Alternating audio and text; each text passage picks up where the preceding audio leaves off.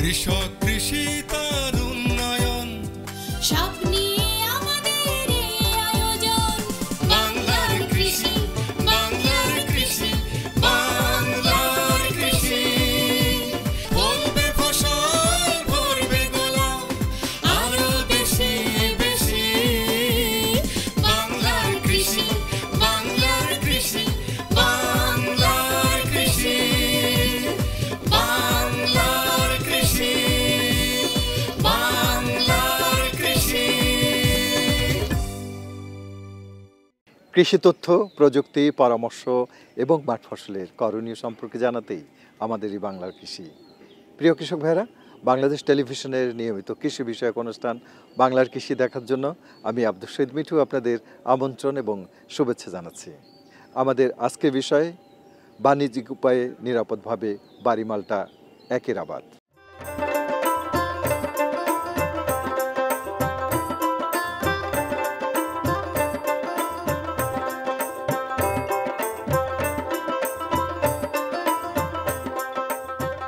মাল্টা citrus বা লেবু জাতীয় ফল আগে মাল্টার চাহিদা পূরণে আমদানি করা হতো।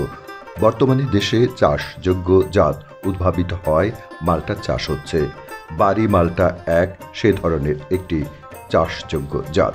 মাল্টা vitamin C, calcium, potassium, phosphorus, citric acid, vitamin A এবং ক্যালোরি সমৃদ্ধ।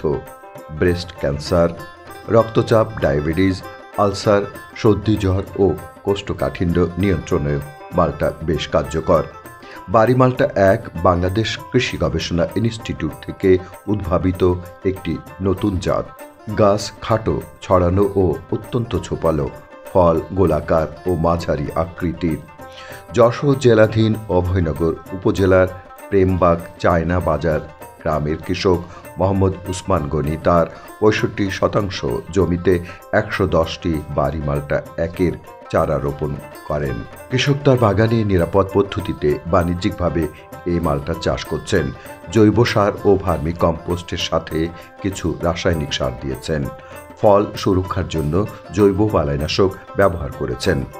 মার্চ মাসে এ জাতের মালটা গাছে ফল আসা শুরু হয় এবং সেপ্টেম্বর মাসে সংগ্রহ করা যায়। তিনি ২ বছর ধরে মালটা সংগ্রহ করছেন।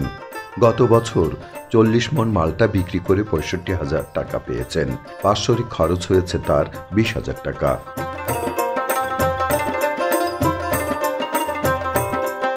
দর্শক, আমাদের দেশে কৃষি কিন্তু আর সেই সনাতন কৃষিতে নেই। আপনারা দেখতে পাচ্ছেন আমরা যে মাল্টা বাগানে দাঁড়িয়ে আছি, সেই মাল্টা বাগানে একজন স্মার্ট কৃষক আমার পাশে দাঁড়িয়ে আছেন, যিনি শিক্ষিত এবং তরুণ। তিনি এই মাল্টার আবাদ কিভাবে করলেন তার কাছে জানবো। কি নাম আপনার? মোহাম্মদ ইমরান হোসেন। আসসালামু আলাইকুম। ওয়ালাইকুম আসসালাম। কেমন আছেন আপনি? আলহামদুলিল্লাহ ভালো আছি। আপনারা ভালো আছেন? হ্যাঁ। তো আপনারা তো বাড়ি মাল্টা এক চাষ, যেটাকে বলা হয় পয়সা মাল্টা। পয়সা মাল্টা, আচ্ছা। জি। তো আপনি এটা পিছনে নিশ্চয়ই একটা গল্প আছে, অবশ্যই। এই গল্পটা যদি আমাদেরকে শোনান। আমার আব্বু প্রতিনিয়ত কৃষি অফিস, উপজেলা বিএডিসি অফিসে যাওয়া আসা হয়। সেখানে হচ্ছে বিভিন্ন রকম আলোচনা শুরু হয় যে মাল্টা বাগান অনেক লাভজনক এবং অনেকে এটা হচ্ছে করে থাকে। সেই সূত্র ধরে আব্বু বাসায় এসে আমাকে বলল যে এটা করলে কেমন হয়। আমি বললাম হ্যাঁ আলহামদুলিল্লাহ খুব ভালো হয়। সেহেতু দুইজন মিলে ডিসকাস করলাম এবং হচ্ছে যেহেতু আমরা বিএডিসি ডিলার আছি, সেহেতু আমরা বিএডিসি যে উদ্যান আছে সেখানে আমরা যোগাযোগ করলাম। দেখলাম যে হচ্ছে বাড়ি মাল্টা এক, যেটা পয়সা মাল্টা বলে, ওইটা হচ্ছে যেহেতু আমাদের দেশীয় জাত, খুবই উন্নত মানের এবং হচ্ছে আপনার রসালো এবং ভালো ফলনশীল। সেহেতু আমরা কৃষি অফিসে আবার যোগাযোগ করি যে এটা করলে কেমন হবে এবং আমাদের উপজেলা কৃষি অফিস উপসহকারী হচ্ছে হোসেন আঙ্কেল আছে, ওনার সার্বিক তত্ত্বাবধানে আমাদের এই মাল্টা বাগানটা গত ৫ বছর আগে আমরা শুরু করি এবং এটা হচ্ছে আপনার চারা লাগানোর হচ্ছে আপনার 18 মাস পরে ফল আসে, কিন্তু সেটা হচ্ছে খাওয়ার উপযুক্ত হয় না, বাণিজ্যিকও উপযুক্ত হয় না। এটা মূলত ৩ বছর পর হচ্ছে আপনার বাণিজ্যিকের জন্য খুব ভালো হয় এবং তখন ভালো রসালো হয় এবং ভালো সাইজটাও হয় এবং হচ্ছে আপনার ভালো লাভজনক অর্থ বিক্রি করতে তো কোনো সমস্যা হয়নি। হচ্ছে যারা হচ্ছে ফল সংগ্রহ করে তারা জমিতে আসে এবং নিজে থেকেই ফল কেটে নিয়ে চলে যায়, আর হচ্ছে আমাদের যারা লোকজন আছে তারাও সহায়তা করে থাকে।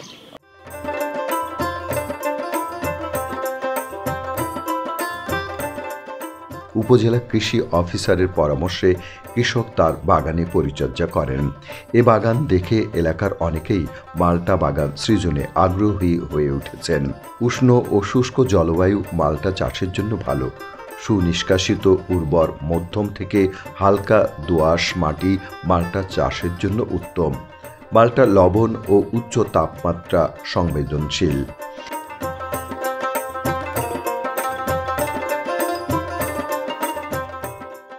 কৃষি অফিস আমাদের সর্ব বিষয়ে সহযোগিতা করে, সর্বদিক থেকে সহযোগিতা করে। আমরা ডাকলে আসে, দেখাশুনো করে, সাজেশন দেয়। হ্যাঁ, এইভাবে আর কি। এই সম্পর্কে তথ্য বা উপাত্ত কোত্থেকে সংগ্রহ করলেন আপনি? এটা তথ্য বলতে সংগ্রহ করেছি আমি যখন ব্যবসায়ী জায়গায় থাকি, বিভিন্ন ব্যবসায়ীরা আমার কাছে আসে বিভিন্ন দূর দূরান্ত থেকে। তখন আমার বলে আমি মাল্টা বাগান করেছি 2 বিঘা, 3 বিঘা, 5 বিঘা, 10 বিঘা।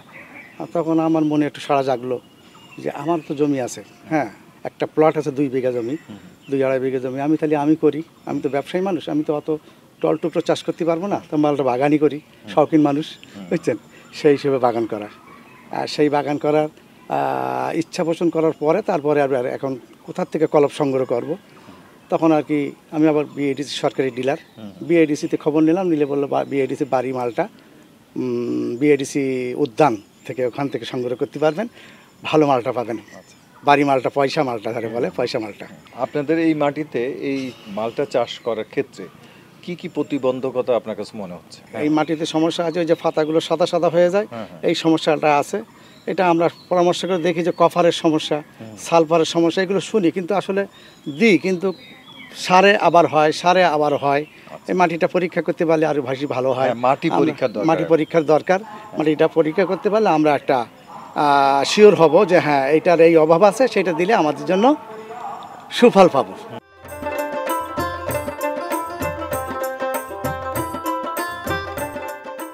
ভালো মানের চারা সংগ্রহ করে সারা বছরই মাল্টা চারা লাগানো যায়, তবে বর্ষা মৌসুমে লাগালে ভালো হয়। চারা লাগানোর আগে মাদা তৈরি করে নিতে হয়।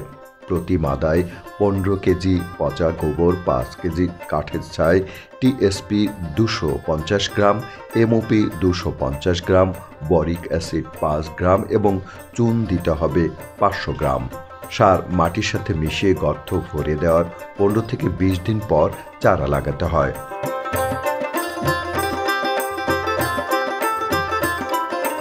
এই বাগানে, যে বাগানটিতে আমরা দাঁড়িয়ে আছি, এই বাগানটি সম্পূর্ণ বিষমুক্ত নিরাপদ উপায়ে মাল্টা চাষ হচ্ছে। এখানে এটা দেখতে পাচ্ছেন, এটা এক্সপেরিমেন্ট ফাঁদ। এখানে এই ফাঁদটি ব্যবহার করলে মাল্টার যে মাছি পোকা, এই মাছি পোকাটা এখানে মারা যাবে এবং এখানে বীজ দেওয়ার দরকার হচ্ছে না। আর তাছাড়া এই বাগানে জৈব সারের সঙ্গে সঙ্গে ট্রাইকোডার্মাও ব্যবহার করা হয়, যে কারণে এই বাগানে রোগ এবং পোকার আক্রমণ অনেক কম। এখানে দেখা যাচ্ছে এই যে অতিরিক্ত তাপমাত্রা, অর্থাৎ 30 ডিগ্রি সেন্টিগ্রেড তাপমাত্রার উপরে যখনই তাপমাত্রা বৃদ্ধি পায় তখনই এই রোগটা দেখা যায়। তো এর সমাধান হচ্ছে বাগানে বাতাস চলাচল করার ব্যবস্থা করতে হবে, পানি সেচ দিতে হবে। এখানে দেখা যাচ্ছে কচি পাতা হলুদ হয়ে যাচ্ছে। এই কচি পাতা হলুদ হওয়ার সমাধান হচ্ছে আমাদের জৈব সারের সঙ্গে সঙ্গে ম্যাগনেসিয়াম সালফেট প্রয়োগ করতে হবে, তাহলে আমাদের এই সমস্যা সমাধান হবে।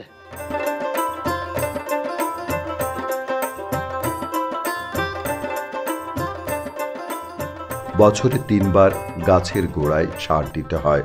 বর্ষা শেষে সার প্রয়োগের পর গাছের গোড়া থেকে একটু দূরে বিভিন্ন লতাপাতা বা খড় দ্বারা বৃত্তাকারে মালচিং করে দিলে আগাছা দমন সহ শুষ্ক মৌসুমে আর্দ্রতা সংরক্ষিত হয়।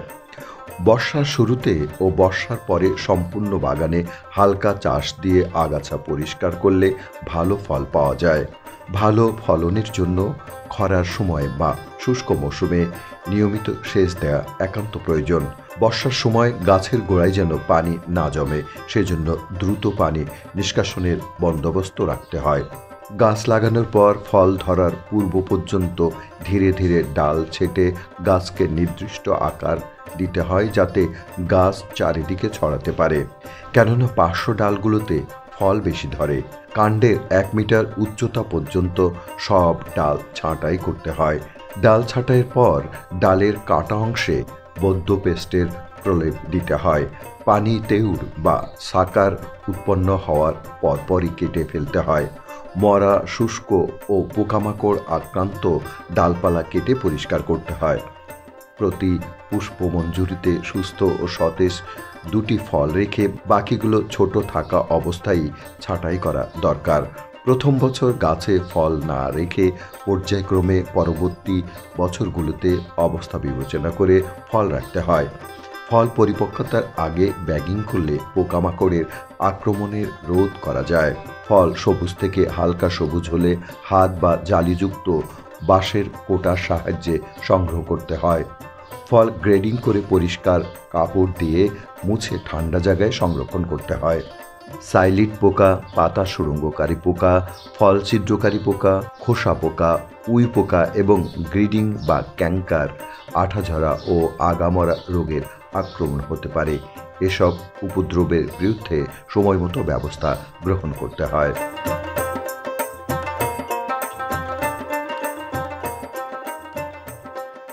আমরা প্রত্যেকেই জানি যে মালটা হচ্ছে একটা সংকরায়িত ফল।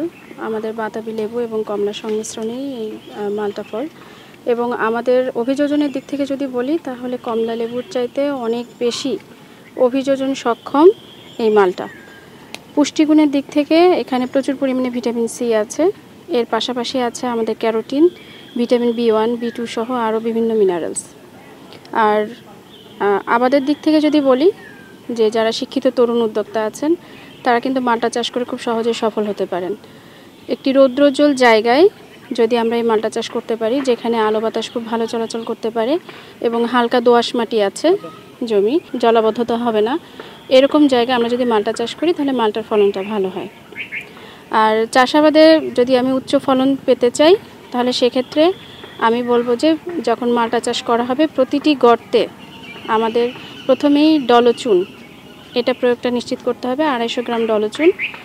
আর এরপরে যে বিষয়গুলো নিশ্চিত করতে হবে সেটা হচ্ছে, যদি মিষ্টতা আমরা ভালো চাই তাহলে এর পাশাপাশি আমাদের বোরন সার, জিপসাম সার, হাড়ের গুঁড়া, জৈব সার, এগুলো হচ্ছে গাছের গোড়ায় প্রয়োগ করার ব্যবস্থা নিতে হবে। পাশাপাশি আমরা যদি নিরাপদ মালটা খেতে চাই, তাহলে আমাদের বিভিন্ন রকম উপায় আছে। সেটা হচ্ছে কি ফলে ব্যাগিং করা, এছাড়াও আমাদের ট্রাইকোডার্মা ব্যবহার, আমাদের যে সেক্স ফেরোমন ফাঁদ আছে সেটির ব্যবহার, এগুলো নিশ্চিত করে কিন্তু আমরা নিরাপদ মালটা চাষ নিশ্চিত করতে পারি। আর পাশাপাশি আমি যেটি বলবো সেটি হচ্ছে যে একটি বাগানে বেশ কিছু পরিচর্যা থাকে। সেটা হচ্ছে ফল থিনিং করা, গাছের ডাল ছাঁটাই, রোগ পোকামাকড় লাগলে পারে সঙ্গে সঙ্গে উপযুক্ত ব্যবস্থা নেওয়া, বালাইনাশক প্রয়োগের পরে যে একটা নিরাপদ অপেক্ষমান কাল থাকে সেটা মেনে চলা। এগুলো যদি সর্বোপরি মেনে চলি, আমার মনে হয় যে কোনো কৃষক বা উদ্যোক্তা মালটা চাষ করে লাভবান হতে পারবেন।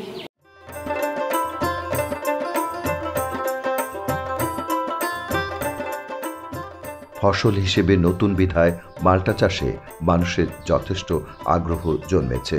সেই পরিপ্রেক্ষিতে বেশি বেশি মাল্টা চাষ করা গেলে বেকারত্ব দূর হবে, মানুষ পাবে সুস্বাদু মাল্টা। বাড়ি মাল্টা এক চাষে সংশ্লিষ্টরা এগিয়ে আসবেন, এটাই আমাদের প্রত্যাশা। বাংলার কৃষি, বাংলার কৃষি, বাংলার কৃষি। অনুষ্ঠান সম্পর্কে আপনাদের যে কোনো মতামত আমাদেরকে লিখতে পারেন। লিখবার ঠিকানা প্রযোজক বাংলার কৃষি, কক্ষ নম্বর 3016, বাংলাদেশ টেলিভিশন ভবন, রামপুরা, ঢাকা 1219। ইমেল বাংলার কৃষি 1314@gmail.com। Facebook Bangladesh television. ইচ্ছে করলে অনুষ্ঠানটি ইউটিউবে দেখতে পারেন। কৃষক ভাইরা, আজ এই পর্যন্তই। আপনারা সবাই ভালো থাকুন, সুস্থ থাকুন, এই কামনা শেষ করছি আজকের বাংলা কৃষি। আল্লাহ হাফেজ। কৃষক কৃষি তার উন্নয়ন, স্বপ্ন